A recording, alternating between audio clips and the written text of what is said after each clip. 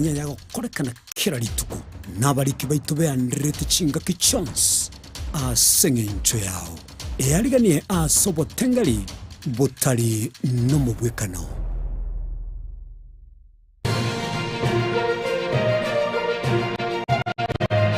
Eye Nensoko TV Oboroso Bumugusi.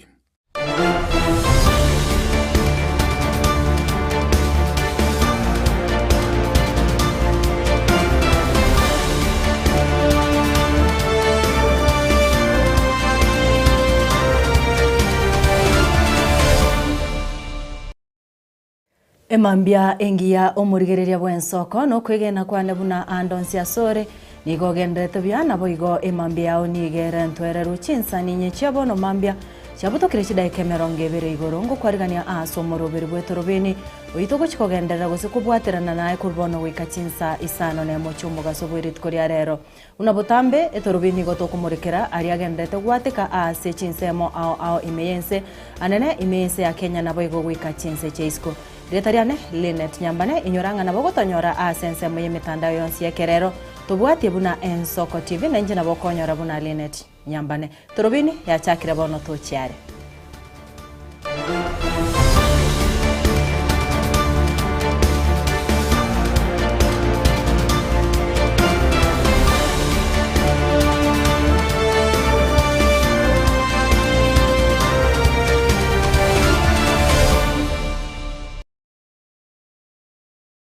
Niko tuguchaka kurwa ase county ya Nairobi ase ekiama kia UPA kiariganiria ababwatania abaya kurwa county ya Kirinyaga ababwatania abo bariganetigwe abona baraibe kiamekyo orusagirwa Nairobi aborit kurigoro nigo batebirubuna nigo baguchia kurwanirira ebirogo ao ase kiamekyo na koena kianko ni bare ekiamekyo ensema ya Centro na ribaranyore ababwatania bange na koena kibuna Fred Matiangi guchere kwira oborai chingakiechyo gose chingakiechyo nigo bono bori kwa rure guchia ase abasae wesoke na kwerikia asobonge buna bakichukura na ribara chigutwara eriogi asobochori bu mwaka bwechiri bubere 2025 nebere. Kirinyaga tunasema mwere Matiangi atumiane yake, mwere Matiangi atumiane yake.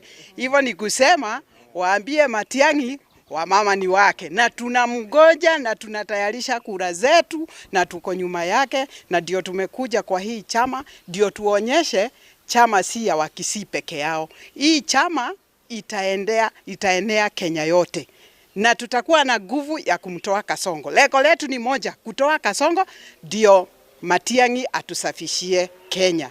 Tunapitia magumu sana na yule tu kati ya wazee wote wale tunaona wanaweza safisha Kenya ni Matiangi peke yake. Kwa hivyo sisi tuko gagari na tunangoja kupewa mwelekeo ile kabisa. Kuna ile tunangoja principles waongee, lakini yetu tumeamua Matiangi tosha. We are happy that we have received very important people today as a party. We want to say thank you for coming to our headquarters today. Kesho, jinsi ambavyo my chairman had already said, tutakuwa na mkutano wa vijana. Vijana hawa watakuwa katika hoteli moja hapa Nairobi na watakuwa wamepata mwaliko kupitia CMD Kenya. Hawa ndio watakuwa sponsors wetu kwa kuwa na huo mkutano kesho. Kwa hivyo tunasema vijana shikeni kura jinsi ambavyo wenzangu wameweza kusema, so that we can be able to make sure that the president who is sitting now tumeweza kumuondoa kwa njia ya kupiga kura. And we are supporting Matiangi to be the president coming next election. Tunampenda, tunamuai na tunamkamia sana Kirinyaga. Na ningelipenda kuambia wa Kenya, tukifikiria kutoa aliyeko ndani ya kiti lazima uwe na kura. Kwa hivyo kuchukua kadi ndio tutoe Ruto.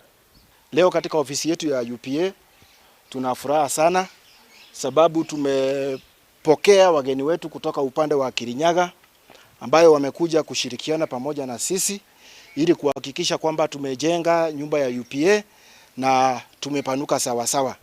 Kwa hivyo siku ya leo tunataka kuwajulisha kwamba wageni wetu wametutembelea, na vile mnaviona ni viongozi, wengine ni viongozi wamekuwa madiwani, wengine ni ma-MCA.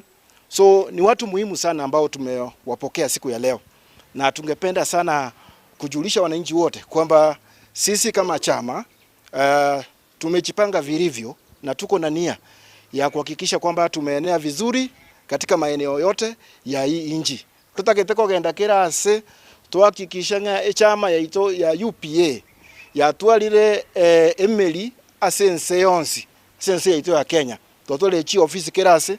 Mimi ndiye katibu mkuu wa chama cha UPA Kirinyaga County, na leo tarehe 15 mwezi wa 4 mwaka wa 2026 nimejitosa uwanjani. Nitasimama kiti ya Senator Kirinyaga kwa tikiti ya chama cha UPA na tutamuunga Matiang'i mkono.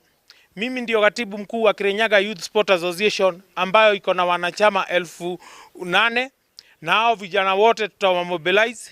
Tutafanya mass recruitment ya chama ndio tumuingize Honorable Dr. Fred Matiang'i awe rais wa Jamhuri ya Kenya. Sisi tunasema hivi, wanachama wetu ni wengi na wote tunawapenda kwa usawa. Hakuna mwanachama ambaye ni senior kuliko mwingine. Hata wale tuko nao kwa private, tuko na live members, wote ambao wako live members tunawachukua kwa usawa. Hakuna mwingine special kuliko mwingine. Na ndio tunasema hivi, sisi hatuwezi rudia makosa ambayo yamewahi kufanywa na vyama vingine ama makosa ambayo tumeyaona. Kama watu ni wengi wanataka tiketi ya eneo bunge hilo ama ward hiyo, kile ambacho tutafanya, hawa watu wataenda kwa nomination, a fair nomination. Sisi hatutaki vitu za kufanywa nyuma ya curtain. Ati fanya hivi, huyu ati tuko na preferred candidate, huyu ndio. Hapana. Wananchi ndio wako na uwezo wa kuchagua. Waseme wewe unatosha, wewe utoshi. Ngojea leo, huyu aende ndio wewe uende kesho. Kwa hivyo ile mchezo ingine ya kusema ati tuko na preferred candidate, hiyo hakuna. Watu wote wataface nomination na wananchi wenyewe waweze kuamua. Abantu goikabage ende nomination. Ekereba chile nomination abananchi bamwe. Titoliko chikoirorera ama mocho alitokoro bya mabinde bigokora. We are very strict and we are very clear. A policy itone linga abananchi no bago choro umuntu. Na ubago tebanga lero naye aitimoka ayemambiende lero nayo ko igobugambi. Ntoliko chikoirorera magosa iyo yoko abantu chi ticket behind the curtains. Togotigana nayo maega ye kambani yokorengari igoriria maguta iko nechinguru cyomorero ipura koraria rigoriri nyari amaguta ni gobono omobunge Okiharu Ndindi Nyoro amochire gitambukiro kya satebire serikali ya Kenya Kwanza yaberege kunereria abakenya mono korengana na Ndindi ni gatebire buna serikali eise kobeka emeroberi emekiranu rigori riri amaguta ni gori gochikoira nanze aseboigo amochire omoroberi bwe serikali omanyekante G2G gose government to government asatebire ni gobwate obokurumi bore igoro mono. Na leo wa Kenya wameona ya kwamba serikali haijakuwa imejitayarisha vizuri kwa kuangazia mambo ya bei ya mafuta, kwa sababu tumeona nchi mingi duniani watu wakubwa katika hizo serikali na nchi wamekuwa mstari wa mbele kwanza kuangalia vile watakabiliana na hii janga ya mambo ya bei ya mafuta. Lakini tumeona ya kwamba serikali imechukua muda na badala ya kutoa mwelekeo mzuri wamekuja jana kuwekelea mzigo kubwa sana kwa Wakenya. Jambo la kwanza nataka niseme ni kwamba bei ya mafuta katika ulimwengu ile inapimwa katika dollars per barrel ilikuwa juu zaidi mwaka wa 2022 ambapo tuliona a barrel of oil ilikuwa dola 115 hivi, lakini mafuta hapa Kenya ilikuwa shilingi 160 kwa petroli na 140 katika diesel. Lakini sasa mafuta ulimwengu iko chini ya vile ilikuwa 2022 kwa sababu oil per barrel is currently around $98 per barrel. Lakini tunaona ya kwamba Wakenya wanaambiwa watalipa mafuta bei kuzidi shilingi 200. How comes mafuta ya 2022 ulimwengu ilikuwa kwa bei kali, lakini hapa Kenya ilikuwa chini zaidi? Kwa nini wakati mafuta iko chini more than 2022, Wakenya ndio wanaongezewa bei much more than in the year 2022? Jambo la pili ni kwamba watu wenye wako katika serikali wanafaa wajue hii mambo ya bei ya mafuta sio bei ya mafuta peke yake. Hii ni mambo ya uchumi ya Kenya. Tushaanza kuona ya kwamba uchumi wa Kenya umeanza fighting back. Tumeona kaka zetu, dada zetu wako katika transport sector already wameongeza bei ya nauli. Na sasa hiyo ni kuonyesha ya kwamba Wakenya tu ambao wako chini zaidi wanaendelea kufinyiliwa zaidi, kwa sababu ile pesa wanalipa katika nauli inatoka tu kwa mfuko ya Wakenya. Because the spiraling effect ya hii mambo ya mafuta sio tu kufuel gari, itakuwa kwa vitu mingi. Katika mambo ya transport tushaona, katika mambo ya manufacturing tutakuwa tunaona hivi karibuni hata bei ya unga. Inflation figures katika hii mwezi wa April tutaweza kuona ya kwamba itaenda juu katika mwisho wa mwezi. Every sector katika uchumi wa Kenya, the economy of Kenya is carried through fuel. Na kwa hivyo ingekuwa ni vyema serikali waone ya kwamba bei ya mafuta tu sio kuweka tu kwa mafuta ya gari, inabeba uchumi wote wa Kenya. Na mimi kama kiongozi napeana practical solutions vile Kenya inafaa ifanye. Ndio hii mambo ya mafuta tuishikilie, kwa sababu ni ya muda. Tuishikilie kwanza. Ya kwanza, ile VAT serikali jana walijaribu kuonyesha Wakenya ati wanapeleka chini. Hiyo ilikuwa ni sarakasi. Kupeleka VAT chini na 3%, that is a joke. Hiyo ni sarakasi. Na Wakenya wanauliza, lazima serikali ipeleke kodi ya VAT chini ya mafuta by at the very least an extra 5%. Na hiyo ita reduce bei ya mafuta na shilingi kama 8 hivi. Kitu ya pili ni kwamba fuel levy ile serikali iliongeza mwaka wa 2024, Wakenya wanasema hiyo shilingi 7 lazima iondolewe. Na jambo la tatu, iko fund katika Kenya inaitwa Fuel Stabilization Fund, na ni pesa ya Wakenya, na iko na pesa zaidi ya 20 billion shillings. Wakenya wanasema an extra 5 billion shillings itolewe pale, Wakenya wapewe subsidy. Na katika ile mafuta Wakenya wanatumia kila mwezi ya around 400 liters of petrol and diesel per month, hiyo pia itapea Wakenya nafuu ya shilingi 12. Ukiongeza hizo, nasema mimi 3, kupeleka chini VAT by an extra 5%, hiyo ni kama shilingi 8, kuondoa fuel levy ya shilingi 7, na kuongeza subsidy ya Wakenya kupata nafuu ya shilingi 12 per liter. Hiyo already tutakuwa tumepea Wakenya nafuu ya shilingi 27 kuanzia leo. Kwa nini serikali wagoje mpaka Wakenya wenyewe waanze kujiexpress when they know the right thing to do? Na hiyo mambo Wakenya hawaulizi serikali ifanye jambo lolote. Kenyans are just asking serikali wapeleke kodi ya mafuta kwenye waliipata. Ile wameongeza wenyewe waondoe, ile walipata ni sawa. Na wakiondoa tu ile wenyewe wameweka, tutaweza kuondoa bei ya mafuta na shilingi 27 leo. Na jambo lingine nataka liongeze ni kwamba hii mfumo tunaambiwa inaitwa G2G ni ukora na biashara ya wakubwa hapa Kenya.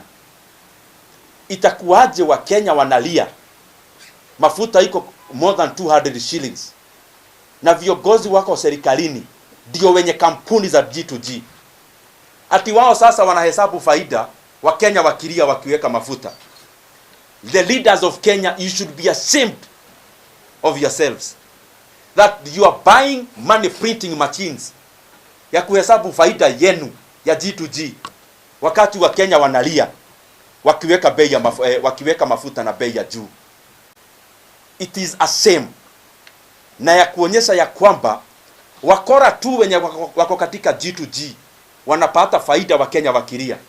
Sasa wameenda Turukana, wameiba mafuta ya Wakenya ya Turukana, sasa ni yao binafsi. How much is enough? How much is enough? Kwani mwanaume moja tupu inatosana nini ukule kila kitu hii dunia? G2G unakula faida Wakenya wakilia. Mafuta ya Turukana instead ya isaidia watu wa Turukana, umechukua umeiba ni yako. How much is enough for one man?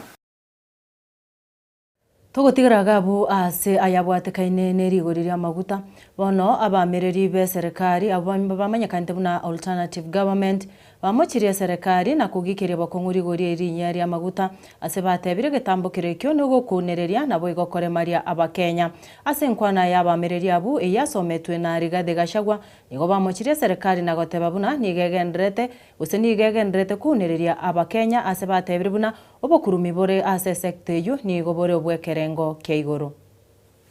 We wish to draw the attention of Kenyans to one of the greatest fuel scandals in the history of independent Kenya. We have deliberately taken time to look into the oil scandal that has hit Kenya in the hope that the government of President William Ruto would be kind to the people of Kenya and save them from further agony. Little was it forgotten to us that Kenyans are on their own, and the entire energy value chain is completely a criminal enterprise under William Ruto.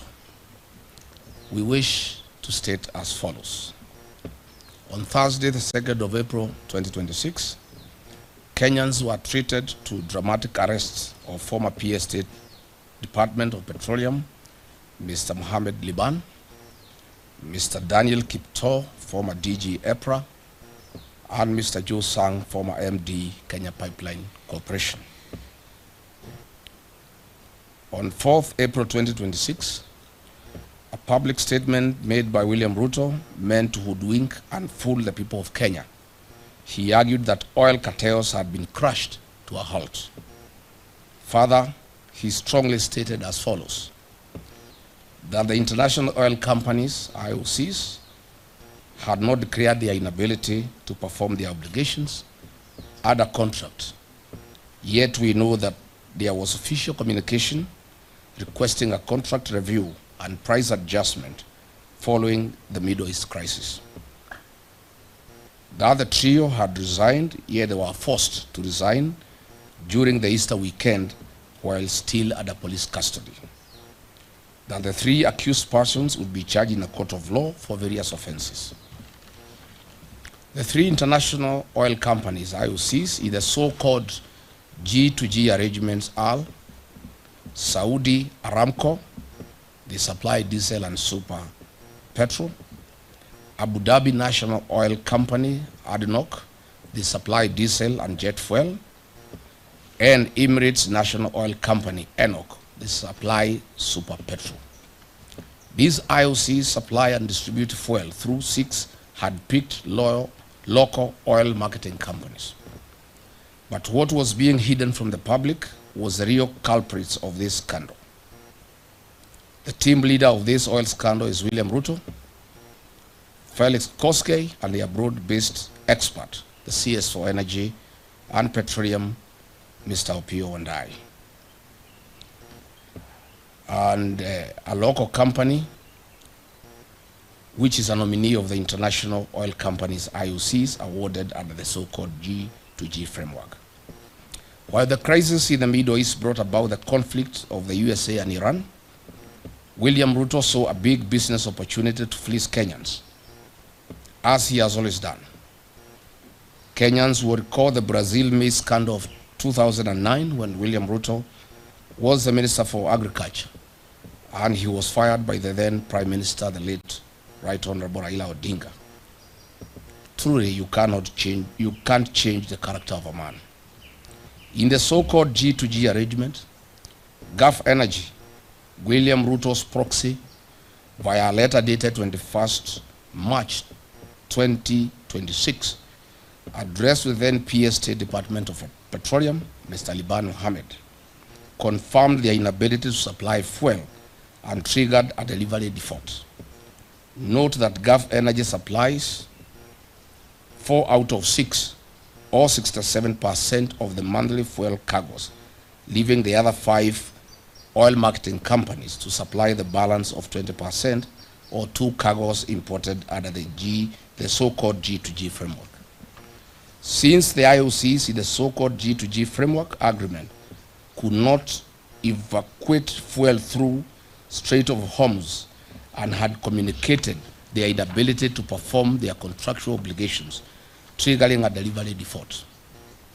The 3 government officers invoked relevant provisions of the Petroleum Importation Regulations 2023 and implemented a government directive issued by the National Security Council Committee via the letter dated 9th March 2026, reference number OP CAB 3/55A, to explore and implement strategies to diversify petroleum import sources beyond single region, reducing dependency and enhancing national energy security. As such, the above decision was implemented.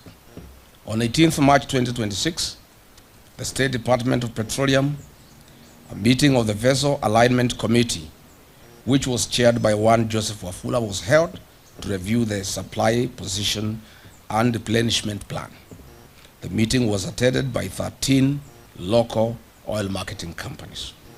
During this meeting, it was recognized that there is a likely shortage or supply of petroleum products, and in accordance with Clause 21, Petroleum Import Regulations 2023, the 13 oil marketing companies were invited to submit an expression of interest for the emergency supply of contingency fuel stocks for delivery on or before 28th to 30th March 2026. It is important to note that only 4 of the 13 oil marketing companies submitted their bids within the stipulated timeframe. The awards for the supply of emergency contingency stocks was duly awarded to the 2 lowest technically compliant oil marketing board bidders, with the condition that the supply required a quality waiver from Kenya National Bureau of Standards, KEBS. Note this was also in line with Clause 8.1 Petroleum Import Regulations 2023, an international best practice as seen in other countries who had relaxed fuel specifications following the effects of the Middle East crisis. Subsequently, via the letter dated 28th March 2026, reference MITI/CS/Volume 1/Waiver Number 3, signed by Honorable Lee Kinyanjui, CS Minister of Investment, Trade and Industry, addressed to the Honorable P.O. Wandai, granted waiver for oxygenates, manganese, sulfur, and benzene parameters in the KSES 158/2025. The following companies were awarded, who are the 2 lowest bidders: 1 Petroleum and Oryx. These were contingency cargoes with delivery dates on or before 30th March 2026. Their supply position was to provide fuel cover for 2 weeks, thus ensuring product availability during the Easter holidays. But where is the mischief of the oil cartels? William Ruto was well appraised of all these processes and procedures. All the directives were issued by the National Security Council Committee, chaired by Head of Public Service Felix Koskei, Ruto's errand boy. After William Ruto got a brief that Gulf Energy's bid was knocked out on technical grounds and the competitors had gotten their letters of award, he issued clear instructions that Gulf Energy bids be affixed to the procurement process and awarded with immediate effect. Gulf Energy submitted their bids 3 days later, on 23rd March 2026, after the awards had been executed. Their delivery was for the 8th to 15th April 2026, which was 10 days past the preferred date range of 28th March to 2nd April 2026. The bid of Gulf Energy was rejected by the Vessel Alignment Committee, State Department of Petroleum. This being William Ruto's proxy company that supplies 80% of monthly cargoes. He exercised political power. Characteristic of him, this is when the head started rolling. He knew that he had lost profit worth billions of shillings. Through a remarkable architecture, conman attitude, William Ruto orchestrated a terrible propaganda that the fuel supplied was substandard despite the comprehensive compliance due process followed by the gallant then government officers. To date, the 3 arrested Kenyans, PS Liban, DG EPRA and MD Kenya Pipeline Company, have had no charges preferred on them. Why? They had no case to answer as they followed and applied the law strictly. The real culprits in this scandal are William Ruto and his broad-based expert, the Honorable Opiyo Wandayi.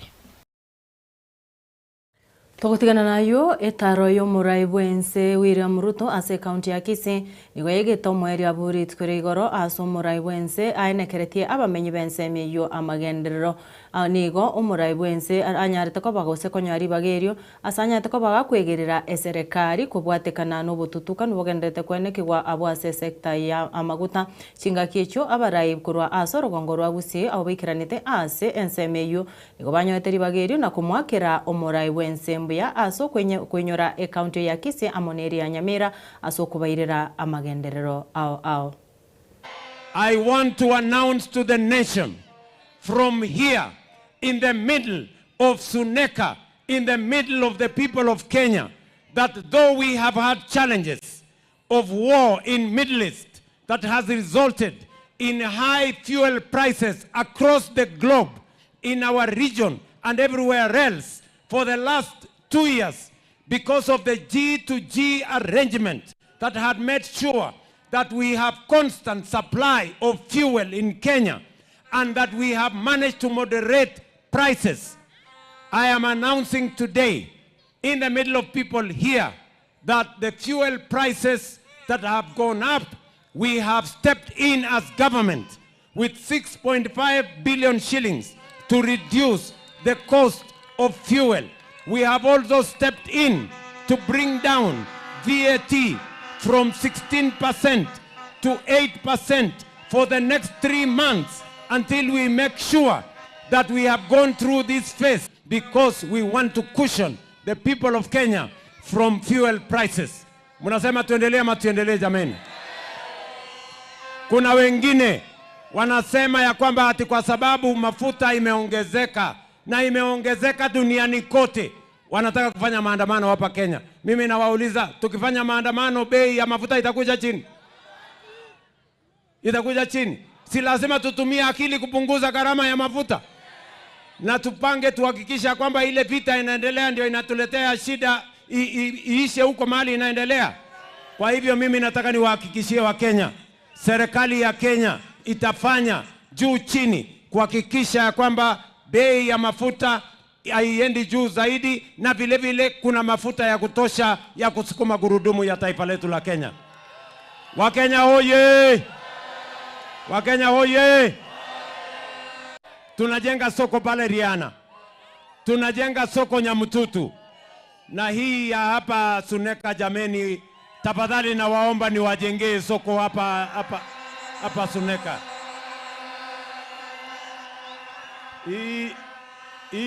Hii soko ya Suneka ziko chini bwana. Munipatie nafasi nijenge. Munasema nijenge soko hii ya Suneka. Wangapi wanasema nisenge soko ya Suneka?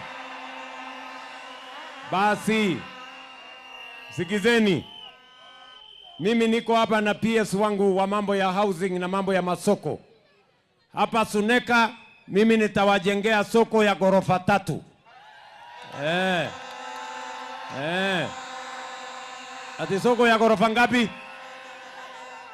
Soko hapa nitajenga ni ya milioni 280.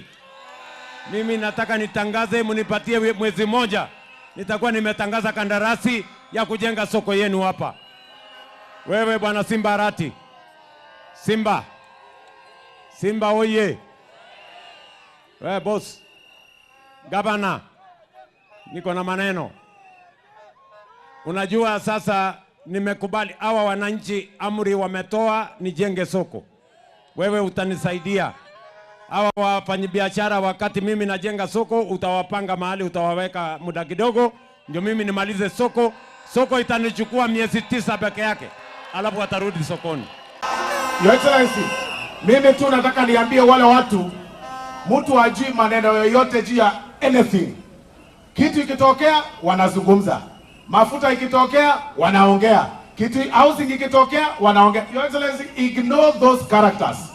Wewe weka hiyo subsidy ambayo umeweka tuweze kupata mafuta ipungue, watu wa bodaboda waendelee na biashara ndio maisha iendelee mbele.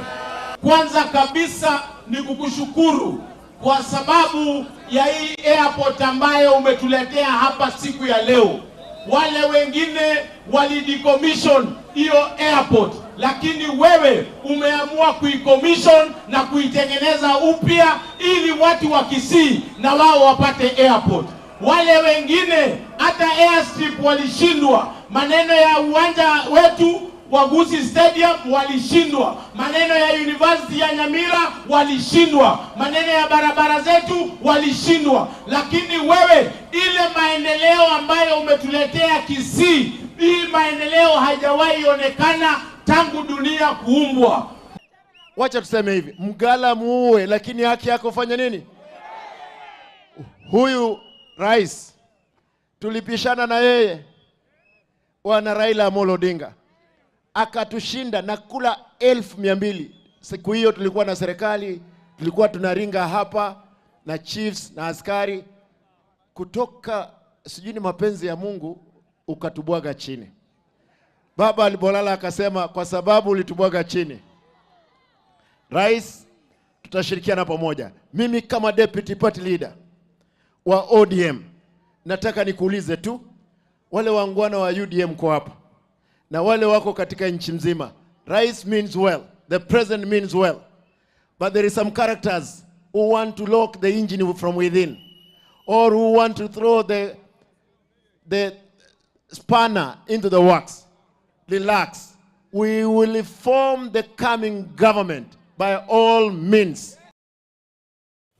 Mwancho murigereria kurwa ase account ya Kisii Sumurai Bwense anyarete kobaga ukoretaro ya erit kure igoro nigotukira na wika ase account ya Nairobi ase abarai kurwa ase nsemo ya Meru bamochirie omurai bwekia magia DCP Rigathi Gachagua ase batebire niga kurwa chinkwa na choko gosereria gose chubogesaku ase abaonchiriri bensemeyo ukwana aburit kuri igoro kurwa asa magacho ye bunge enenega igaso mucho Nairobi abaraya bu nigo batebire buna nobosoku obonene gochia ase gose omuntu buna Gachagua uyoro murai bwekerengo kigoro imeyense kuruchinse mocho gosegeta abaonchiriri bensemeyo gosaba menyi bensemeyo tibachi kogora ebintu ase chiduka chensemeyo. Mr. Gachagua, as mentioned, Francis Jogu in political rallies. Francis Jogu is the owner of a series of hotels in this country, which he has run for over 25 years. As a young entrepreneur, he has business interests in hotels and oil industry. He has interest in farming. He has interests in professional consultancy services. He had interests with Gulf Energy. But there is no absolute reason as to why Gachagua has found it fit to go and mention him by name at Matu, a public rally. He has mentioned him in a public rally in Gatundu. He has mentioned him a public rally on 4th of April. And he has continued to do it even today. We find it very interesting because after those pronouncement in political rallies, it's the same Gachagua and his cronies who are calling him at night, trying to intimidate him, trying to coerce him, trying to extort, blackmail. And we are here as elected members of parliament, and I'm sure all the concerned members of Meru business community, the Chamber of Commerce, the Jorichek, the MCAs, everybody. We want to state as follows, that if Gachagua as a person has any evidence to incriminate any political allies, with or without any permission, he should bring that information forth. But he should resist and desist from intimidating Meru business community. Francis Njogu is one of the entrepreneurs that Meru community is very proud of. Francis Njogu has learned his enterprise from scratch as a young person. Francis Njogu has learned the chain of Alba Hotels, Social House, and many others. When Gachagua goes to a political rally and mentions Alba Hotel, Social House, all the enterprises that are owned by Francis Njogu, that is not only being unfair, he is totally insensitive like he has been for all this time.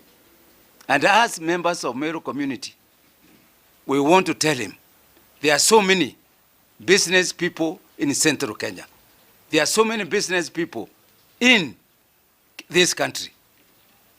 When he was busy in politicking, Njogu was busy making money. It is not yesterday that it has started. The hotel, the Alba Hotel, is a note as 20 years ago. Last year, when Rigiji came to Meru, he said people should not go and drink tea at the hotel I sold. It should be only Kalenjins to be brought to drink tea. And I was wondering if this country, when you open a business, do you open it for a certain community or is it for business only? So the other day he came again. He still mentions that you should not elect ama msichague Muhindi kwani mumekosa mtu wa kuchagua. So I'm asking myself, when I was being offered the seat for DCP to run in 2027 by one Mheshimiwa Mithika Linturi, who came to my office and told me I should run on a DCP ticket, will he still say Muhindi anatafuta tikiti? Or he will give me that ticket? So not that I want the ticket. I am in Kenya Kwanza and I'm an independent member. What we are saying, he should not target anybody's business because this country runs on business. And if you close businesses, then what is going to run? What he mentioned about Njogu, Francis Njogu, he has been the CEO for Gulf Energy for a long time. As far as I remember, it's more than 15, 20 years old, the company. Why does it now feature in his talks that he said it is the one which is causing this oil?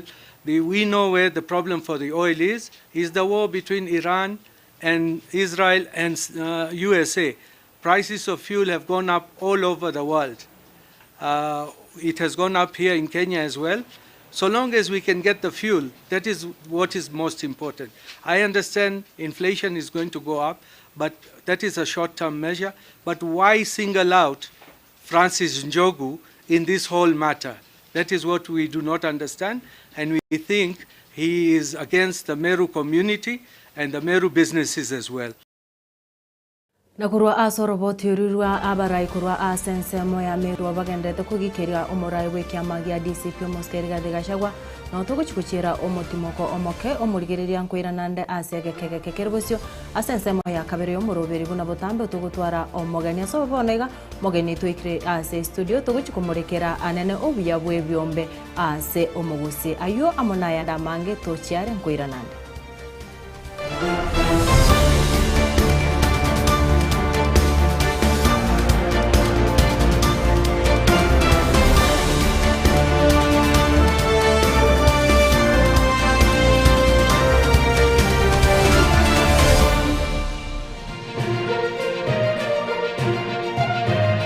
Eye Nensoko TV, uboroso bumugusi.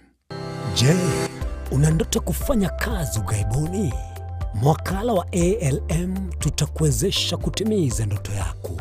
Tunatoa ajira katika nyanja mbalimbali kwenye mataifa ya Qatar, Milki za Kiarabu, Saudia, Bahrain, bara Europa, miongoni mwa mengine. We are legally registered by the National Employment Authorities, and we are licensed to do manpower recruitment for different countries.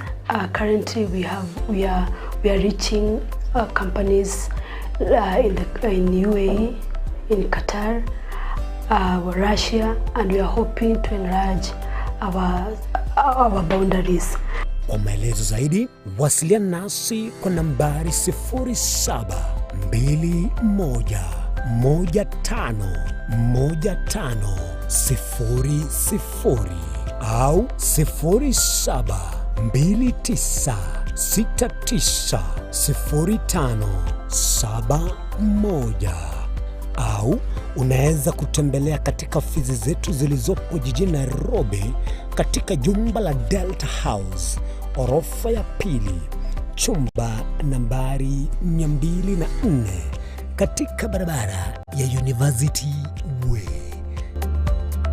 Tupigie simu utimize ndoto yako ya ng'ambo. Karibuni sana.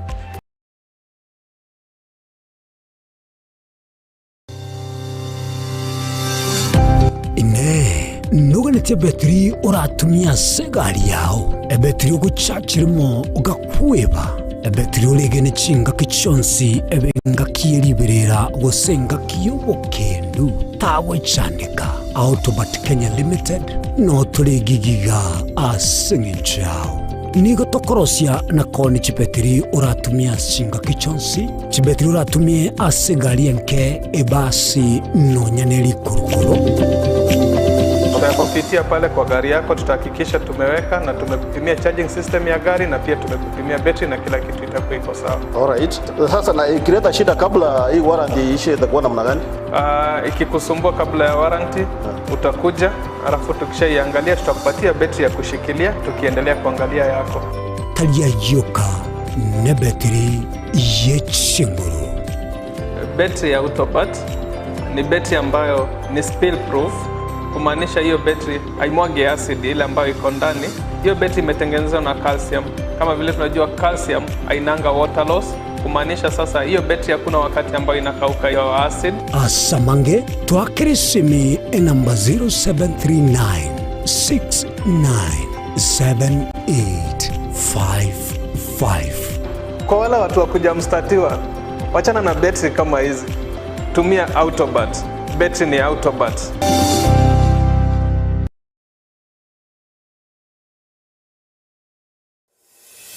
Kurumuchomano Nairobi, Kisii, Nyamira, Nechingongo chinde chense ya Kenya. Abariki baitomba bakorentera mangana magia asenchira yobuikirano. Emanya mange na boigo bwatra n'Ensoko TV koigeka chingenjo chyomugusi. Ensoko TV, oboroso bw'omugusi. Mrena n'abari b'Ekinguru erikwe manya abona wataka kurukitananya cyense. Frida Kerubo, Innocent Onyango, Clinton Ondigi, Diana Ndemo, Ishmael Mogere, Linet Nyambane, Daniel Omwaga, eke na kigekos kiamesa yamangana magia. Chinchira chito chigekoro nigo chirasoko goselwa konene gosiriwa ne chinchira chekerero. Ekira kikiagire Ensoko TV twachire gutorigesa ko kyomugusi kurwa soko limera asendiba y'abanyandwariro. Oboroso bw'omugusi boigekerwe omugusi bono ne chinjira chiago goikaransanse na kobeke TV yao kwene kingangwe somyo regekoro kyomugusi wetro murobiryo bwigekoro gyeito hasi tokomera nabaga kaba Samuelere nabo igabange nabanyika eriko kwanero okwebogia chindagira amasikani chinyangi nemejega ao y'omugusi. Kera litsuko ria Ramisi chinsa ibere igoro imeye TV yao na Mbeya Ensoko TV na Stephen Nyariki Mbunde tolende ekimira. Eye Ensoko TV oboroso bw'omugusi. Yegoro yaito imeye Ensoko. Aye Ensoko. Gekoro yeito, gekoro yeito imeye soko. Soko kibengia, ya kirengu manga bunaleo. Omwancho mulire bwa Nsoko TV ngetaseni gien Nsoko TV nibwatira senge nchao kokoletera amangana amaya ayatabwati gwanchero ko rwonsi kurime yagusina isiko yagusi to kubekera tene ni anyarre ko bakawateka atabwati gwanchiro bonda bwansi korwa se ebunge ya Kitutu Chache South Meye County ya Kisii elietariane Caroline Mausa korwe county ya Nyamira elietariane Stephen Embonde korwa se county ya Kisii elietariane Wycliffe Orenge Mera na inche Dominic Onderi Nyabuto ekenanya gukoreta amangana y'amagiye ko ruri tukira Jumatatu bakari tukira Jumapili Jeni Gongoro Perpetual machini na nyora netrobin ya Nsoko TV oboroso bomogusi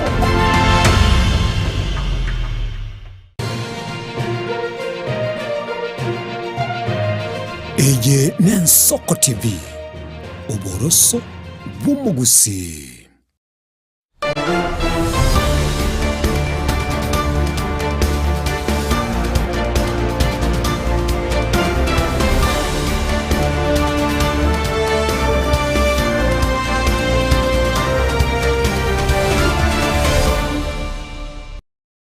Bia mono kigimana endo murigere bwensoka kerande no kwegena bado ni gore meyo moroberi buna botambe twasoire asensemo ya kabere bo moroberi bwetorobini rero tuguchikomorekera anene kigimengane mwa mtuguchikurigereria obuya bwebyombe ine obuya bwebyombe morobyo boigasore nimaeta abantu abange mbanjite gukora ebyombe ebyo abande bagoteba chimeri go round birororo bya long term biri mokonyora abande mwasangereri mwa omonto ebinde mwasangereri mwacha mwabagana omweri bw'omwaka karamanyanga tubwate bano omogeni tugaiga aseri tukuria rero oyore omutaalamu gusoma bwatani bwekiombe kia amaskani welfare ekiatebire buna ne kiombe gya chirenkuma kiaretira bagusi amo abare ase aneno rogongoro igagwa Nairobi ayo muna yanda mange bia mono karibu sana omogeni asante mbia mono sana moraria asinge chiyo kongariganira ndiri tukuria rero uchaga ase Nsoko TV mbia mono abamarieta asirita kuruka Dr. Bernard Ombati kurwa aria Juja kurwa sekiombe kurwa maskani welfare group abuno kurwa nabo igo nicho maneno internet sekiombe bya Kiambu abagusi welfare group ibona sanire tukuria rero twachaga asinge cyo kwana ekiombe gitu kya maskani na kingote ibona bono tokende tukwana maite byombe ne bingi bire ne kanyororo no nabangine kera bali chiro gari bakonyora obo 50-50 ba omonto 50-50 ba omonto ekigabano gukwanira amaskani welfare nkiombe kiekega ekene kiombe kianyarete guansa yansete asengincho ya mabe eke yagatokire na ekiombe ki ebyo abantu bagakiramo basangirina banza gonchukana n'ebitabu asengincho yo muntu itokora kintu kieke gusira lakini ekiombe kiachire mpaka bono gana tokwana kurwa songincho yo konyo muntu nyarire gusira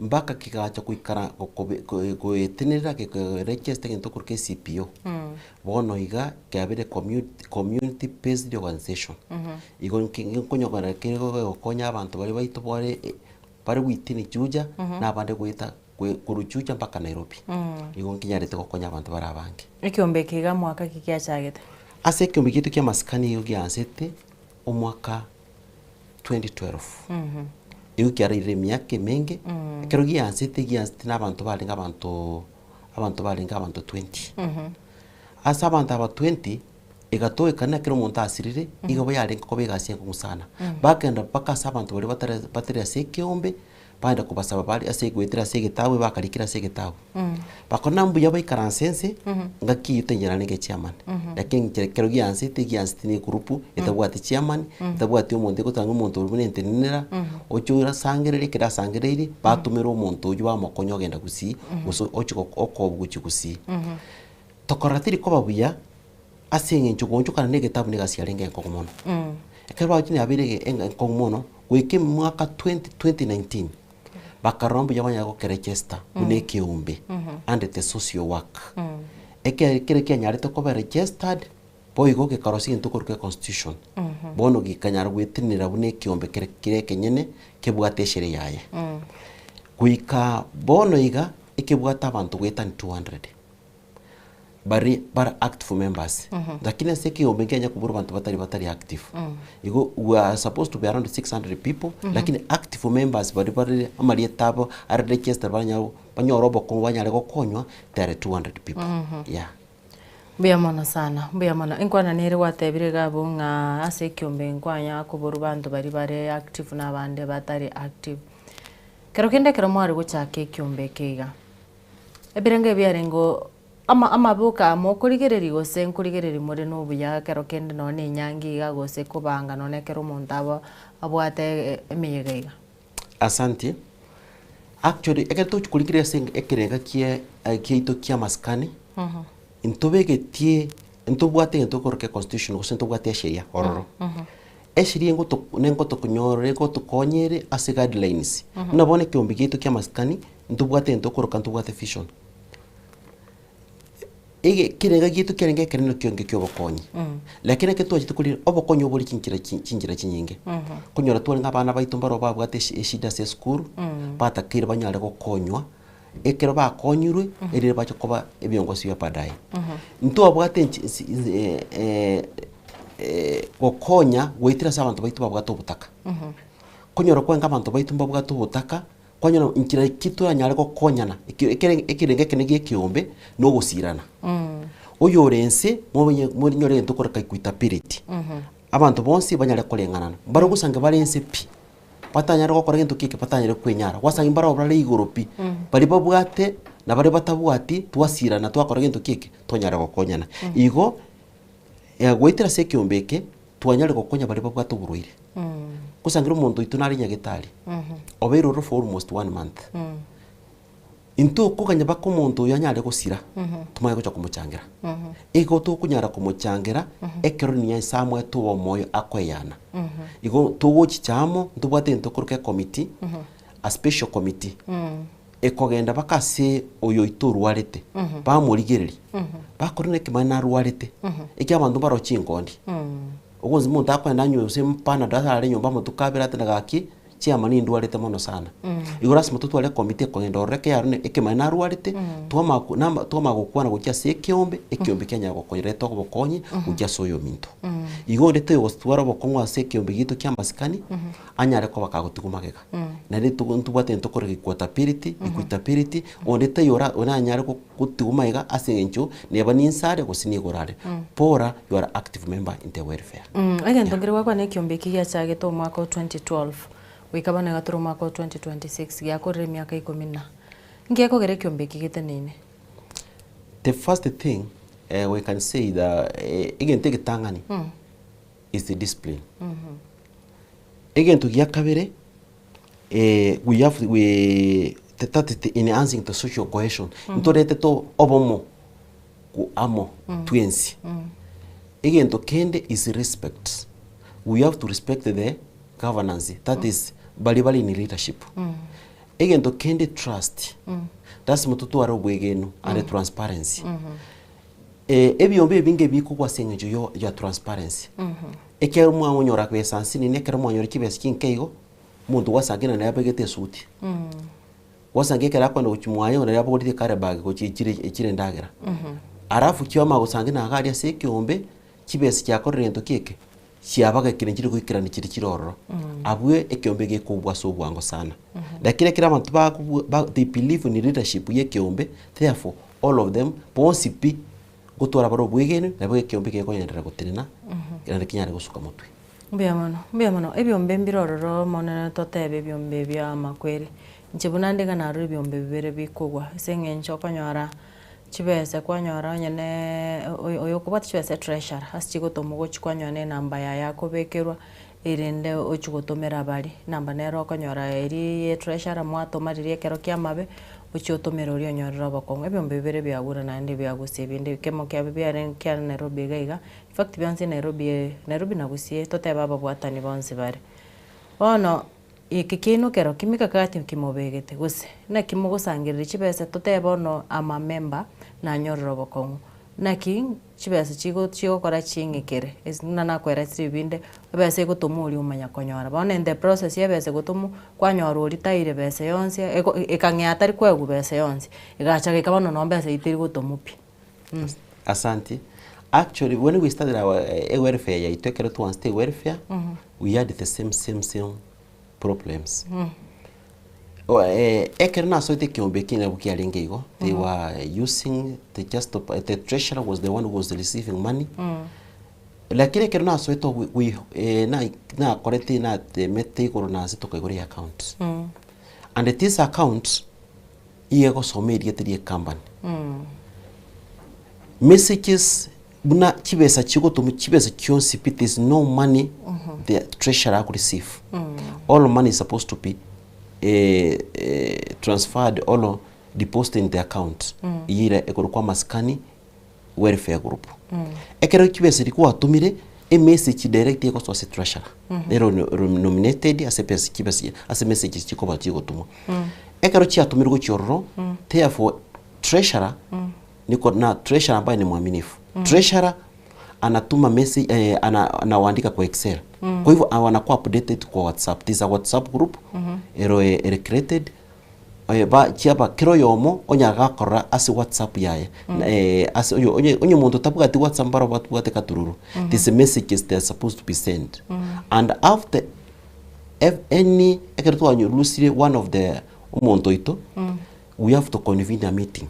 So that everybody wants CP pata yange pacha pasomere the report pamena ki kibasikia onche igete onye chigete onye nchigete inkigeta kereka kolekane because it is a discipline action which has to be taken by the disciplinary master or iga asense me yoga tena chibesa sogosira negasi ibigente geko na tukutene ko irole na geko rebiombe bikugwa it is about finance once chibesa buna treasury komochania teba transparent abu chibe obvious basi make yombe ko lento kekwe igenji nguju wache ebyombe byonse bibirase ensemu yetu ya Nairobi binyare kuigura chi account and this accounts chigura say bank kusi sako this way of the SACCOs active SACCOs baigura say sako ekero baigoire banyare ko bateba sako bane chairman yoke ko ekuchikuite dro chibesa kire na nengo bachiko basaba nebona guchirumu ku producing into korka check ipuku imbuje chibesa chapa with the drone by 3 people. That is the treasurer, the secretary and the chairman. So that for transparency because a check ipuku na mumo kwa na muli kegali usangi na chairman babwateranire chibesa charusi uchonsime. Yeah. Mbia mono sana sobo semi ubu ogendrete kurugaiga kiombe kigana krakungwa tenga umore members be kiombe kabara around 600 active so far watebere 200 aba mienenki ba kororo rekera batari active na baraisa konyora kende singincho wana bando totebenga abu bara active na aba 200 nabu boreshwanga in case of anything barabongonyora barabokonya aba bandi 400 inki ba kora se kiombe na action kibono mugocha mwira singincho ndoche na mbene nere dormant kuba bari bara active singincho abando 400 na abange. Asante moralia asawanda ba 200 active members once bunoyo makonyoro bokongo mbono iga ereka koba agokonyo lakini aba 400 unless kulingana na constitution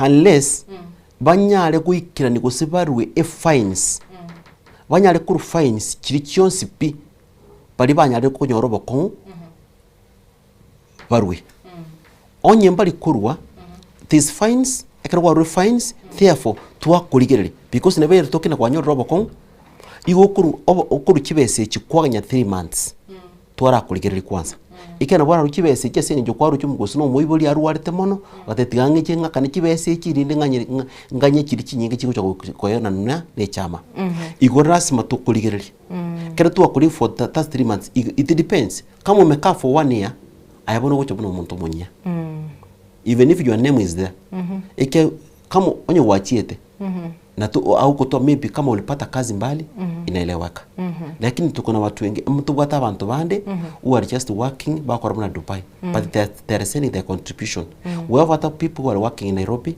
mbaro bao bali gusi they are contributing igo obo alembo kogera tokora gintu kiki to basa kurwa your contribution igo buno onye kwachiete tuyo ogo chogoswa buno muntu munyia aba 400 that are there ibago jerinde keruna bono iga tukabwate amangana tubwate kuchimutwe tubwate ntwagore basi keruna buna ibago kusherekea igo ndurabakani lakini nabo kuruga ari oso asige ndokende kingabona kire samasikani because amasikana za welfare yakorera mange nibwate kiwichi nibwate kitent and you were there from the first because you are member ekere ku aringe member you are part and parcel of the purchasing of the tents onye kwa gode the tent ye you are there but now because mambo ya contribution ya kusaidiwa itakuwa shida chu already you defaulted from the welfare onye kwa defaulted from the welfare igobona urachiko konywa no mosani turi kuchiko konywa buna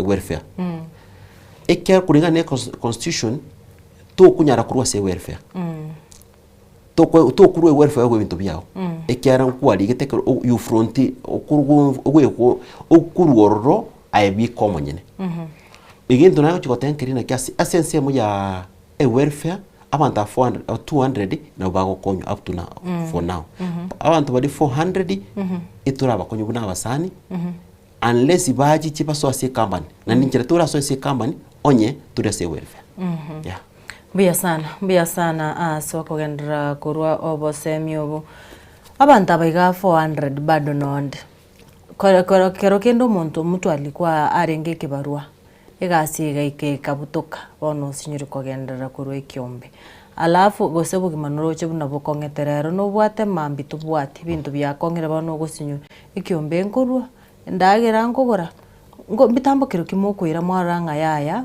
oyiga nakabeire member kurumagega gaiga lakini sasa amelemewa umuntu ikesi bune kina kimoge treat gose umuntu ikire no nyogotire bono tari kunyara gukora contribution.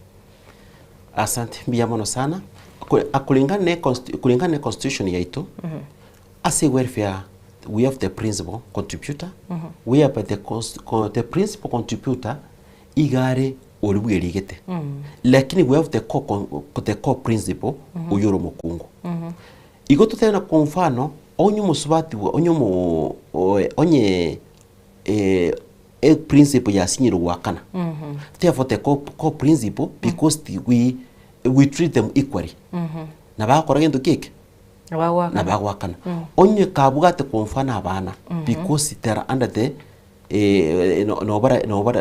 nobody gabwase bali bako konyo tigura sisi the parent kokora gento kyo nyogotire the parent kokora gento keke erinda nyare kwikirania se contribution kiaye igonde te to gotiga isiko onye ge kutokana osinyuro pi korwa ni bago cha service we have the executive IRC executive abatena injeke maene abita sibi ikire bono na akore gento keke na sinyiro aso wanja ko muanje monge a duration because the abamento incherete montara nyala kuba for the whole year atari kuragera na ndo sinyo konyono 300 chuka igo you sacrifice ocha we are human beings na boto kwele gona kikerme ke maene pi na bwa tobo bantu na manga bagu charoro babwa tobo ko na bamuta ko chote naki kake mwana na irete school tinda nyora kake no bono umutinyo na akore gento keke na migiru inga utai wancho mutinyo ne kore gento keke undwe egento gya kabere we have ntubwate kero yo mona bwate account yae ase welfare nabo kwamo oru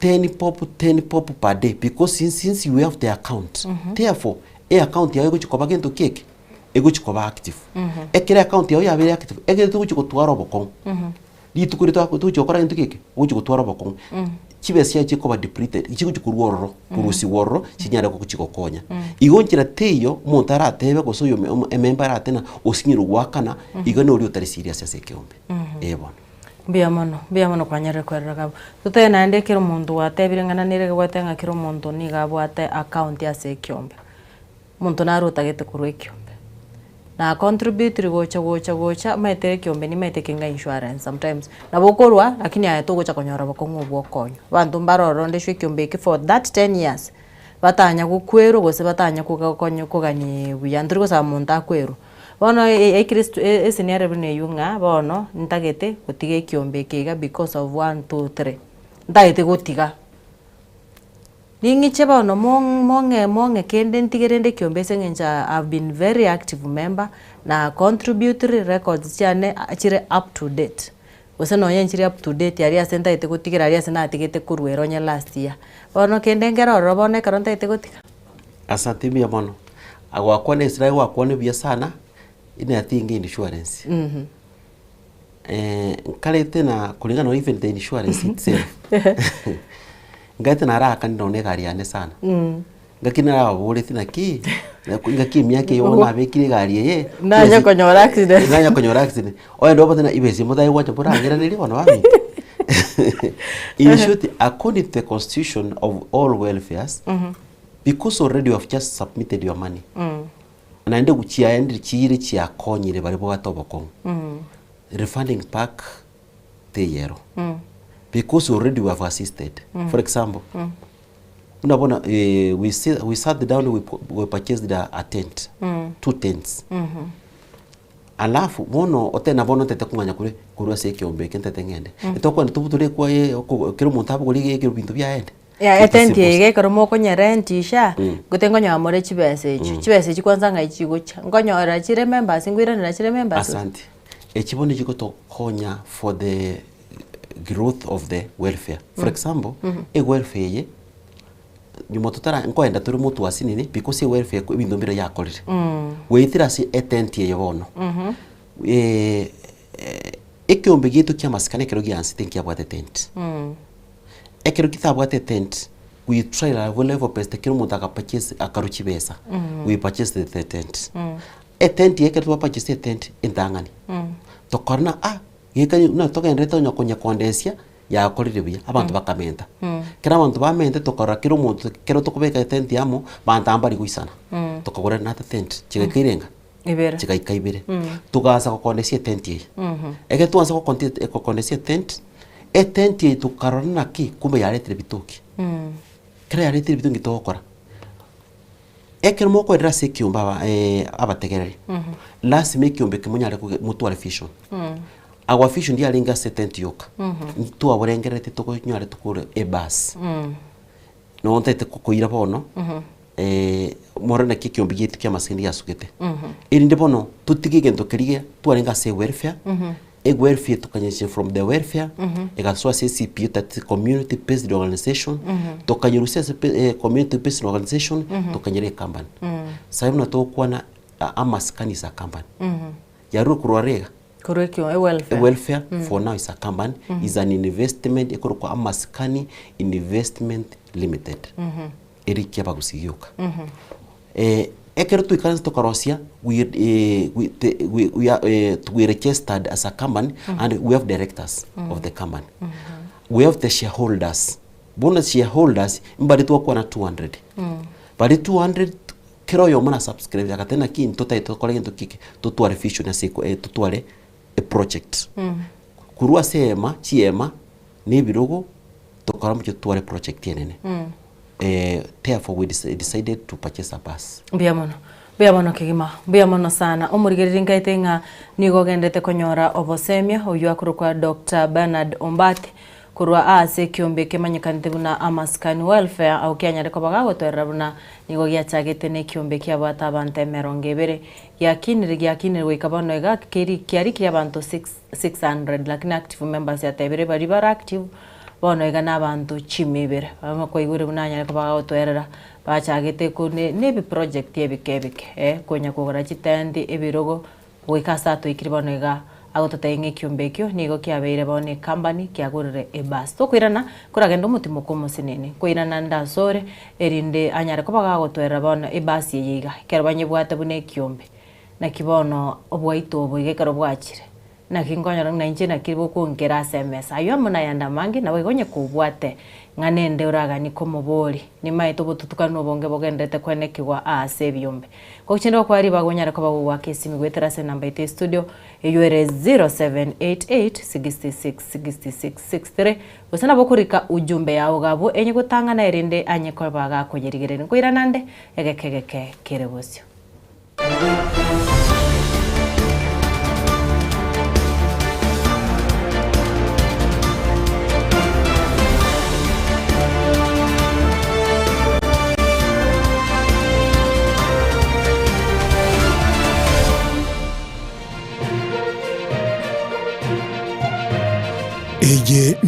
Ensoko TV oboroso bw'umugusi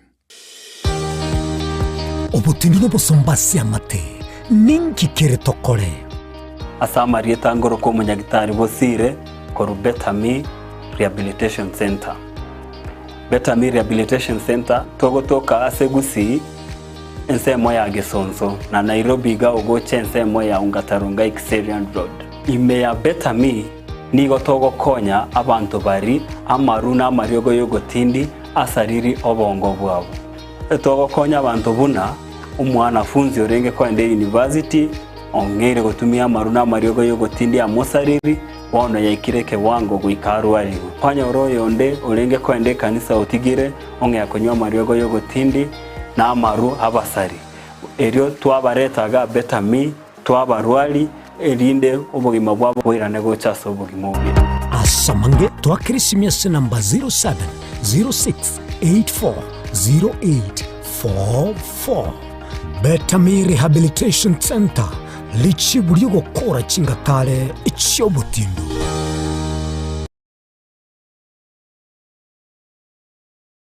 Omurayi omukuru gwense ya Burkina Faso Thomas Sankara niga tebete nige kuira ekerengo gete kyobo balimo kibirengeralio eliokolenta amonjelio ya magenderero asama tukabusio na kyoge kogera omuseneta Gloria Oruoba erure koba ebalimo yaino aso musimamo y'omutindi akonye kurwanerera omugusi inyora omusike Oruoba nigalinge omuseneta omuchorwa bwekyama gya serikali gya UDA kulende agesokya kubwatisya omurwandereria bwekerugo ky'oburayi bwense kurwa orogonko rwagusi omusike Dr. Fred Matiang'i abange bakamuruke balimo igoika kaurwe kerugo kyaye kyoboseneta asobotenena nomugusiyo mwabo nonyabono atabwatie emirimo obeire okurwanirira abasubati wekinia kiuchumi koenana ebitamba byobochenu naboigo kurwania chisegi chiegenka bono nigo abuliri omugusi komochora buna omu women representative bwe county ya Kisii asobocholi bw'omwakugocha elio aire obubalimo bwaye aliasebunge agenderere kurwanira omugusi emeremeye nigetage omusubati omulemu Oruoba narokwe balimo takumeti kugicha obubalimo obo bokonye kurwanirira omugusi mbuya gutwara omusubati omulemu gose balimo kubwa gutwara omusubati omwoba okoni egesaku oyo nere Gloria Oruoba ebalimo yagusi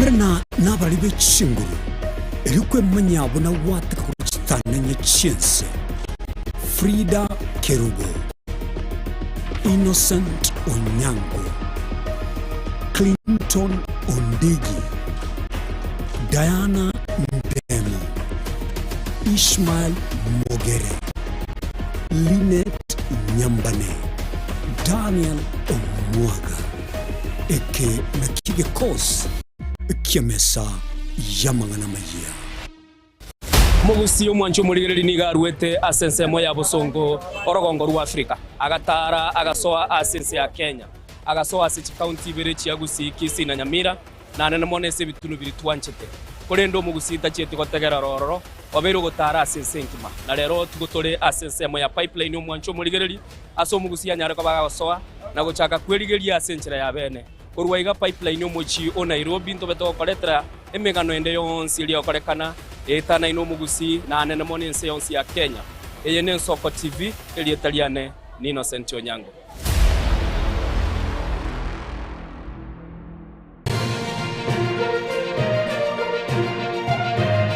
eye Ensoko TV oboroso bw'umugusi.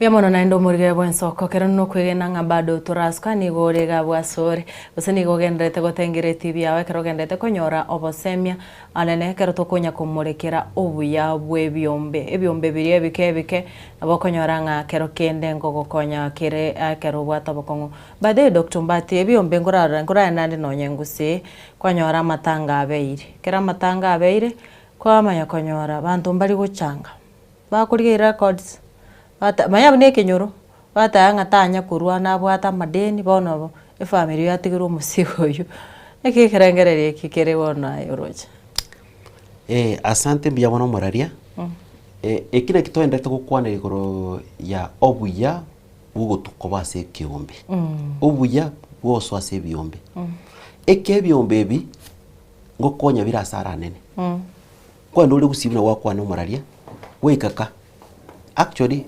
nasireti umubiri kanasireti umubiri talinge kiombe kendi yonsi onye talinge muna ninche nalinga se kiombe nebe ya bintu bya cyo gutosamba igo koso ase kiombe nigento keko konya mono asinsamo ya empowerment na bosa ngumuntu itose o sirire kusengusi wasangira umubiri utasoete kiombe kendi yonsi onye tasoete se kiombe kendi yonsi abantu banza gonchukana nande banjite gonchukana neli konda actually bipigi igoro neli konda abegeta okwana na tuwasiriri nyarebe kakimwa si mame tubwato muchango nju nari kibesa muri achange cyuka jiwe takiri bukomi kijira biki kiri busano iko lakini kirora se kiombe ntubwate sheria lasi moru kibesa anyo muntu itosirire lasi moru kibesa neba ninka alinka gusi karwe besa yekenyoro kera se kinyoro na kintu bwate chia manioro na kitu korke kiumbe ebe serie kinyoro kikwarure enga kyura twaro boko kindi kira se gari bwo nenya no nyale ko konyo kyara se bali gese gitangu kwarenge enga buna abantu bande bagakire gari kukia kusiyale umuntu agatwaro boko umuntu erote no beko obwata kinsia rekero lituka gocha gutwara boko posi ipi bagochi chababwate kinsia singinyona ngo akora gitikeki nabwo agakorire igo asaba mintu bali barase kinsi kyagusi so ase binyoro bali kinsi mu cyana robi tagwe kora natia no maita manganosi najiri ni insira na nindu tugukigali bangana kene nkiyo ntakarochi igo na bochise sikuru tugukiga buchiri bamintu ngo akora sisi kuri umuntu igo intwe buno mugusi kinse mu kitu cyose kinse mu nyikinse koro mugusi so ase kiombe egende ubuye bwabagusi mbari kinse mu cyose cya Kenya so ase kiombe erekeste biombe birogwa kana 200 birogwa kana 100 wanyago so akagento kokora into kike kwaso ase kiombe iri tunyare gusukoma tubuna mugusi mbiamona karato ndo mutimo ko kwanya ko bago kwanya watwera iro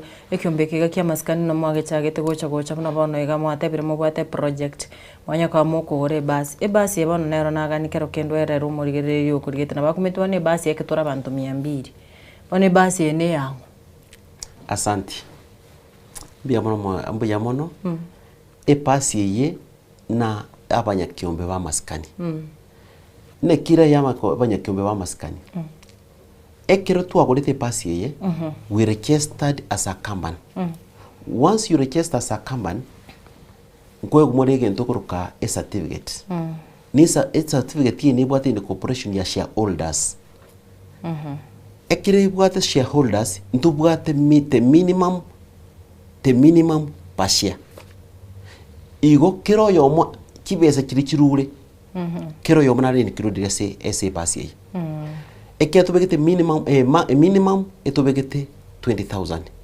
maximum tukabeka 70,000 kero yomo wenta okora gento kike awende kuru igo kero wikire 70,000 igo tubwente komenta because it is a company ndo taite ntokora ka ownership uikia soko cha watene che amte one who owns the company because ine yere gento kike eyereye ebikeombe egento kende ase keombe ase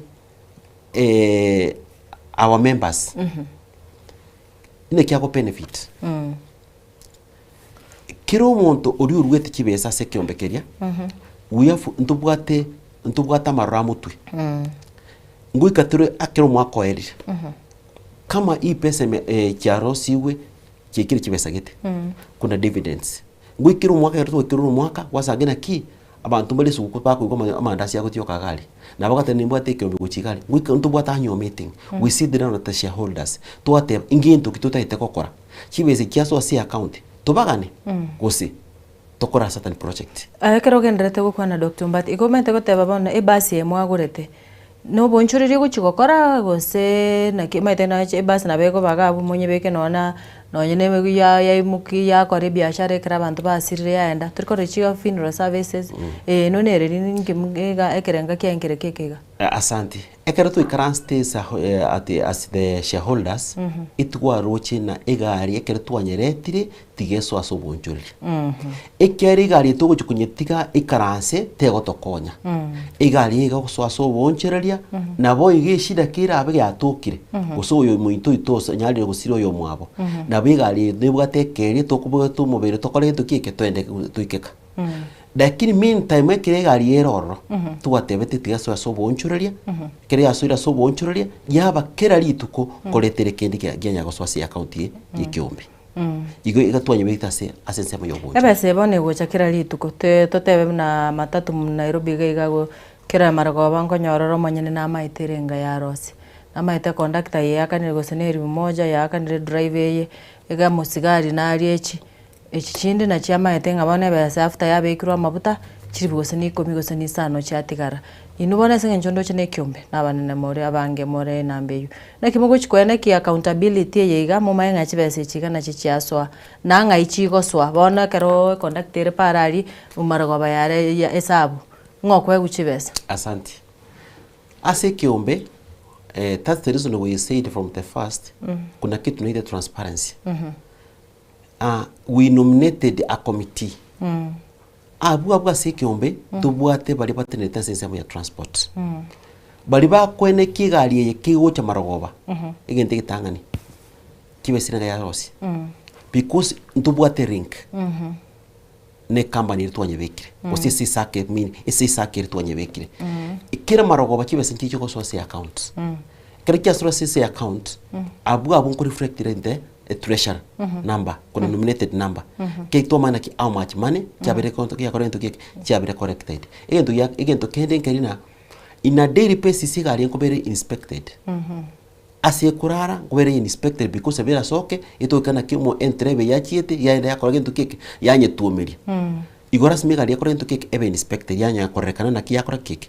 na kiya icha oro service kile kemo biere yama goswa na ni mambi yama korento ke yama yosoka Biamano sana biamano tinda manyumurigere goseno bwate iborirende erioraga ni Dr. Ombati anyara kobaga gukwiranere endora korena kinga wa kireseme banonye kubwate iborirende gosenga changamoto ki ekiombe kino gya eterete gabo gosege gwetera banwega nabo konyoro bosemi right away 0788 6663 oizo wake nambe yu Dr. Mbati no arigaiga erinda nyare kobaga gotebinga nara ria ega obonete gokora gose nae nabo gotosemia kera mweterete changamoto gete ngendo kimwakorete mukanyara koba mogokora ki mukurwa ase omuchando yekatogendrete Dr. Mbati tinda manyanga naende ngana kigoro chenga ekwa omugusima egatago so ebiombe asante biamono sana egento ekenene gekora abantu bange bagosose kyombe igitangane kabisa is economic challenges in terms of the incomes ogusanga umuntu ikabwati kibese kinsi nine cyugwake sana kibese gwekamara bakiyaeri nakingoso ase kyombe ekinege ntegitangani egento gyakabege kogera is lack of commitment abantu mbere babuga tugusanga kuruma makamara bagali gasi ujugwake sana ki ninyale ko commit ko chiga igende kyombe keboli once ka lack for commitment umuntu itaso kyombe igendo kinike ko abantu bago so se kyombe lack of trust ama etunu umuntu no mbati umbati kale kyombe keliti go geswa ase ngini mu maite 1 mpaka z ira kinike ago jugotura trust kukia sale ose kukia so ekyombo sikiria roche therefore na bago so se kyombe Biamano mungana narendo cheke gondikire message ya ntainga akuru kwa Alfayo mukaye kuru chinsemo cha Kijauri agotebanga obosemia obuya sana agotebere changamoto nere baiterete mpaka taraya mbona arachikwira na ikiombe bakaruchi bese chia matanga kero baro che chia matanga njikiriti banyene kiombe kingi arengere chestad ona kerate birenga mbona rende na ndara nyoro moyo bukwirana bade biombe mbire biri bya matanga siju kamona ebine bya Nairobi ga konyora rento be kana moto chake kiombe twaro se WhatsApp group kiacha akabuya na twachaka kwacha akabuya ebe sege go chaka nyage totomerio one acha ikatari gotomerwa Asante. Alfa ya tebre bonere bona roche nga omoyo yora choirane achake gokore kwerende achake koswa ikiombe kerondo chonde gakuru kwa Kirande Dennis eke omusori bwege suswera gotabani gagendete kubwati omoroberi kurwa chinsemo cha Nakuru Salam City Club goika ensemo ya gachuba gotabanga ensoko emeroberi bwate nigeremia. Asante sana omusori bwege susu kerondo kwege nabono ngani gogendete kwego kya chinsando che chabuto kereka tubate daikanga isano igatogukorera omoroberi yoiga. Asante. Nkaranda ibono maskani ya iga emeroberi mubwate na kiere. Asante.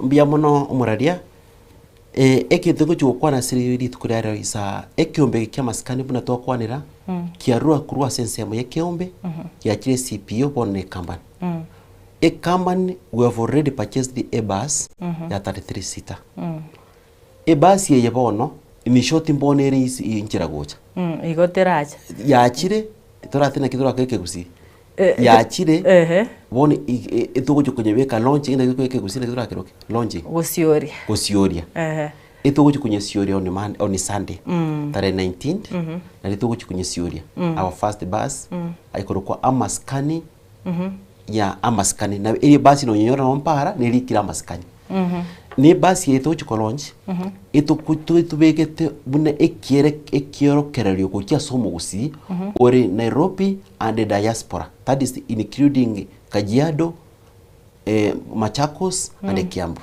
kore kuwatina ki ekemane tuno mogusi tumonchane twerwe na boto ikarani area yaito yoko ende buna mogusi ekingo chiko gosa abaminto bali bospi para bwate biombi tiba kumoyo nono yarifayo kuana takwo moyo tigai achicha se biombe bare cheste biombe kerabara cheste biombe bamanye as under the social work amanye kyo bikina ko ragento keke ige kusuka mutwe igo ento nachi kuana kyo mairin kerina onde bwensi pio ore Nairobi gaiga kura takumanya mange gwitira gocha se biombe tematara ase biombe binde asomweka no bunabona tubugate kyombe kya maskane oni tare Sunday tare 19 kora abe free abogotara bwese mia mange gwitira se kyombe na mbona amaina ki ekyombeke negi yakorete kigaikaransanse paka kanyara kugure basi ekyombeke negi yakorete ke kaorokora chiemeji chionsi nekyombeke negi yakorete kegendete kutwara public address chingia igotiga tugendera kubwatira ntubuna abagusi bali isi kuyense bari bonsi ibe bari gusiense ense yaitu yo mwando tunyale kubwatarana tusukimo tunyasanya ngo tusesenya irire ekirenga kirigite kenene kyo kubwatana bagusi bonsi eyere kinyale kwikirana ekarugende tukora doctor akamo usbate na roko kubilisira kombolinga akayombeke gaba no buna mwagendera ire igamba kamwangire kugore basi ngori kimore new members na kyo montore Nairobi arabanyore. Asante mbiamono ekiombe kinto enderete in short our up to date registration tebwa tebesa nyingi is 3100 lakini kuanzia Thursday next week ego chikwenda 7000 after the launch of the bus 7100 igobono kutunyora iri raisi branch yaito office yaito nene igere Juja lakini we have members up to Nairobi we have members mpaka Kipra saidi sa Kasarani Mbarororo they come registration abere igo lakini goswa se bus pashia is 20,000 igukura amwe goswa se kiombe kitu kya masikani igo na bwa option ni aibono nchi na bango be kiombe yoka project ye bus tinyo na boko be kiombe yoka se passe project toba igo yuari bus is just frontier kokora gento keke goswa se bus lakini asensemo ya welfare onde bwese na bago sose welfare nenda konyo mundu bwensi ase welfare bona se tovuti guchikoba itonyore ko konyorobo kongo iwo goja ko haya bus uno monto de bwensi because you are not part and parcel of the bus. Igo basi itote kwa nyoro bakongoni basi na bego toko ego konyo muntu ekerore member free of charge. Yeah, ekerore member is yama futuka. There's nothing to work on anything. Yeah, because you are a member. Bia mono sana. Inkwa na yo moire krondo chebiro bia butokire nererie iga gucha saba guse. Njege ntona chikote yaba gusiba itobons pi bale batoitana ine asisi nsema kitu inye kiensi ya ito ya Kenya. Tiga abantu bonse pi benyare kwerwa wocho ni chi welfare. Ekiangira teyo aibikura nyare ko towe entenenera onyare gwekonya. Ntotageta abaminto tunyare gokonya eri ntonyare gosuka moto untobuno mugusi. Igendo kyo mwere gucho gukwana nkeri ki. Tiga tunyare kubwaterana. Tunyore tutuare gento korka fission. Ntubune biyombe bito byabagusi. Teba gotokana no gotindekana woka gose gokonya na gwithira sama kweru etokana ntobwate kerenge gitekenene kinyana nyare gotokonya ntubuno mugusi asensembo yo empowering ourselves and our youth. Biamono. Asante. Biamono sana. Biamono kigima umuriga bwensoko yu Dr. Bernard Ombati uyo nyare kobaga kurwa obosemi bwae akarate birebuna intuna amugusi mungwana narega igogonte bi message nera ya sere bonega kweruka nga short man bundi mukwae kurwa bobacho agoteba nga obosemia obuya atoe ne chinamba namba ya yengu chindego konya sengenjo short man takutumia namba yake sengenjo unless banota banye mubwate namba yekiombe lakini era atagete namba yawo ngo munyetomera ndi munyaye ko bamuko gamba gabunga na kimora akonyane na wikiraga bumurige bwensoko ngaite nga gwesemiri nabo ego kwa gokiri nande kwemanyiri ameroberi emi yakigima anene rero twakumurikira obuya bwekiombe ekerorega bwase kenyoro kwanyoro boseminga enekinga kiria bande bagokora ngokorore onye ne gitabu kia matanga ngoranga egie kenyoro ngoro ngerororo eneki kwirikire gitabu ekige kenyoro emeroberi yonsi ye kenyoro enekinga nae kwa beiro yo mobo turi kumanyiriri rero nae mambi ninje goserero ninje mambi nae enchero gotenaga bubwate goswe tumatotebe yaya na mambi gocha gwikana bogocha gokorerugo igobone gento gokora eneki kwirikiri ase emeroberi yonsi sukana abandekero bakogenda bosyo nande wikarit kurinde gose kuika alhamisi weekend katochi komerana na ya sense moyo moroberi bwetorobini kukuganirio gende gutwara oborigererio buya nabo igogendere kwego kene meroberi tukurugaiga ensoko TV oboroso bomuguse orione kinga chibiche chigana mariwingo wikirara senjera yabene kigima akoro kwa Joshua Nyauma uyo nyare kobaga kwene kinga omoroberi yo gwikire asenjera yabene kigima ire tare nenkuru Linet Nyambane kwa niaba ya egeta seni gensoko TV to wakirambu ya mono kiandege ikomi torane naende ekero kende kero nyasaye ara tuanjira.